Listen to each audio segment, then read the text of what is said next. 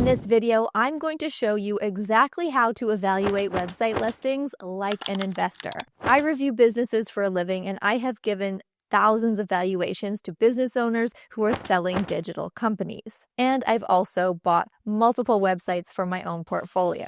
And this is the exact framework that I go through to decide in minutes if a website is worth deeper due diligence or an instant no.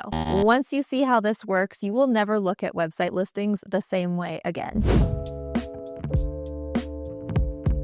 If you are considering buying a business, maybe it's your first time buying a business, or maybe you've bought a few businesses before, but you just want to get better at the due diligence process. The first thing you need to know is that when I go and look at other online marketplaces, a lot of the listings that are out there, they're really trying to sell you the dream. They're talking about the potential, the future upside that a business might have. But you have to ignore all of that because none of that exists. We don't know what's going to happen in the future to that business. You only have to focus on the actual current profit, revenue, traffic that the site is bringing in right now, and looking at the historical data so that you can make an informed decision and consider what the future might be like, but not 100% bet on any sort of future guarantees. So my advice is to just skip right over all of the huge growth potential fluff that is in a lot of listings out there and just go straight to the monetization types, the revenue and profit, and the traffic. Those are the most important things to focus on when you are considering making an offer on an online business for sale. Do the traffic sources make sense to you, or do those traffic sources require that the owner constantly be posting and creating new content in order to drive traffic? Do you understand the specific types of monetization that this business brings in? An important note about monetization, the video that I just posted the other day goes more into detail about the specific types of monetization streams that are more attractive to a website buyer and the type of monetization streams that you should avoid. So watch that video right after this one. But my main point here is no matter how the site is currently monetized, do you understand how to keep that revenue stream going? And do you see any opportunities where you can add new monetization streams? Like maybe you have a specific monetization skill set. Maybe you're really good at creating digital products and you could add new digital products to the business. Start thinking about ways that you can improve it, while also taking note to make sure that the business currently is operational and bringing in revenue without any sort of future assumptions. When you're doing due diligence on the traffic, for example, you are looking at the Google Analytics of the site, you want to make sure that the traffic is pretty consistent. Any big spikes, maybe it's seasonal or maybe it's bot traffic, maybe it's something entirely different.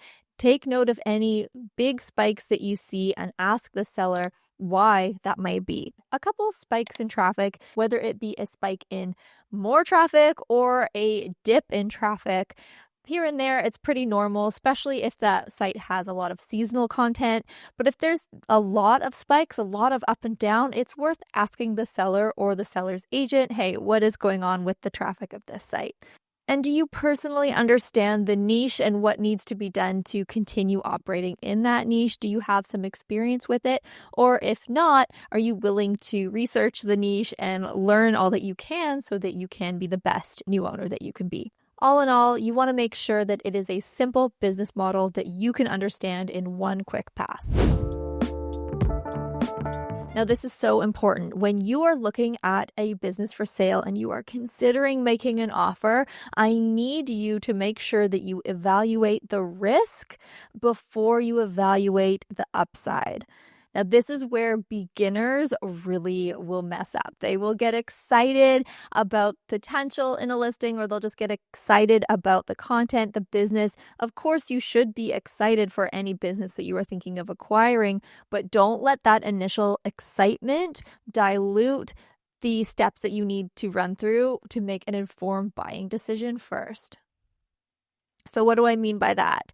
Evaluating the risk is things like You want to make sure that the traffic comes from diversified sources. That just means that it's not all coming from one place, one source. You want traffic to be coming from multiple places. And ideally, you want a good balance of Google search traffic and Pinterest organic traffic. Both of those are organic sources, meaning the owner didn't have to pay for ads in order to get traffic from those places. And I specifically love Pinterest traffic because it is so scalable and low maintenance. Pinterest is a huge, massive search engine, and every content site, no matter your niche, should be trying to tap into getting into the search results in Pinterest. So if you are looking at a business that's for sale and you're considering making an offer on it and you see that it has Pinterest traffic, that is a green flag. We love that. But a risk would be if 100% of the traffic only comes from one place. Maybe 100% of it is from Facebook groups. That is very risky. 100% of it comes from Instagram stories. That is also very risky. Unless you love posting Instagram stories every day to keep generating new traffic from that source, it's going to be a lot of work to keep that type of site up. So just something to keep in mind about evaluating the risk with traffic. And on that same note, you want to make sure that the monetization is diversified as well. So we're not counting on revenue from just one product or just one affiliate program. Ideally, you want this business that you're buying to be getting sales from a couple different places: digital products, affiliate, ad revenue, maybe something else sprinkled in there. But if you have those three, that's another green flag. Another risk to be aware of is the owner involvement. Does it require the owner of the site, aka the person who owns it right now, the seller, or you in the future, if you buy this business, does it require active daily work, effort, promotion, posting new content, or is it a little bit more passive where it's generating traffic and revenue from evergreen content that was posted a while back? If it is, that is also a green flag. And then while you are doing your due diligence, ask yourself, could this site survive if the owner disappeared tomorrow? Is the income dependent on one platform, one post, or affiliate? And can I clearly see how money comes in each month? And can I realistically keep this running? A boring website with low risk often beats an exciting website with fragile income. Those are the very basic things that you should be considering when you're doing your due diligence. When you want to start thinking like an investor, you need to know what type of questions to ask the seller to protect yourself and protect your money before you send any money to escrow, before you even make an offer. Now, if you're watching this and you're thinking, I wish I just had a list of questions to ask the buyer during due diligence so I don't miss anything, that is exactly why I created the due diligence spreadsheet. It includes over 90 things that I go through before I open my wallet and enter escrow and give a seller a cent.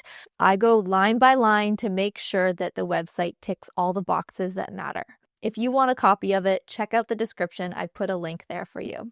But let's move on because I have another very important thing that I want to make sure I don't forget. Because here's the thing. As you step into this new role as an investor and as an acquisition entrepreneur, you do not want to buy yourself another job. The whole point of buying and selling websites is to acquire revenue-generating assets that can pay you without you having to do too much active work. Now, this is not a get-rich kind of thing. This is not like you just sit around and do nothing.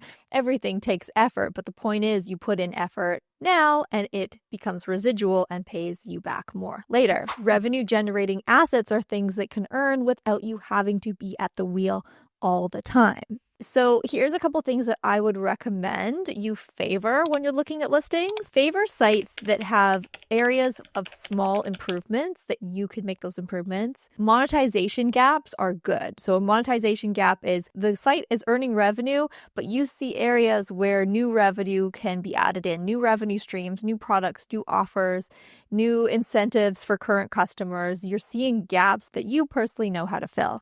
and asking yourself, what can I do to increase profit without increasing my workload? So maybe the traffic is there, but the current monetization is weak, but you could fix that. Or the content is really good, but the internal linking is really poor. You could easily log into the site and fix that. Or there's an email list. A newsletter exists, but it is underutilized.